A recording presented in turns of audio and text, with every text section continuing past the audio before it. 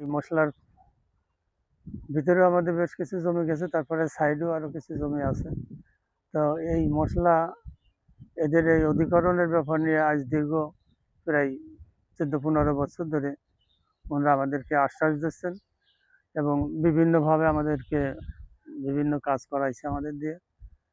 তা অবশেষকালে আমাদের যাই হোক 20 একরের মতো এস্টিমেট প্রকল্প রেডি করে সে যায়, মন্ত্রণালয়ে যায়, একনিকেও যায়, একনিকের থেকে আবার ফেরত আসে যে আপনারা ওইটা ইয়ে করেন, প্রকল্প কমাই আনেন। তারপর পরে যাই আবার প্রকল্প কমাইয়ে 12 একর মতো রেডি করে সেটা আবারও মন্ত্রণালয়ে গেছে, যার সাথে সাথে আর কি 5ই আগস্টের পরে সমস্ত কার্যক্রম বন্ধ হয়ে গেছে।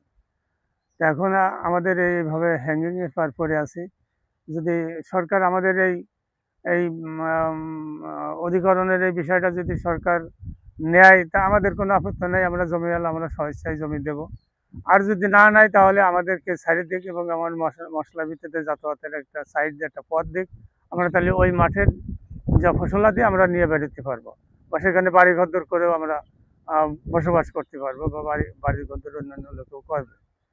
তা আজ দীর্ঘদিন আমরা এই অবস্থার পর হ্যাঙ্গিং পর আছি, যাতে আমাদের এই কাজটা অতি তাড়াতাড়ি হয় সেই ব্যবস্থা সরকারের কাছে আমরা প্রধানমন্ত্রী আমাদের বিষয়টা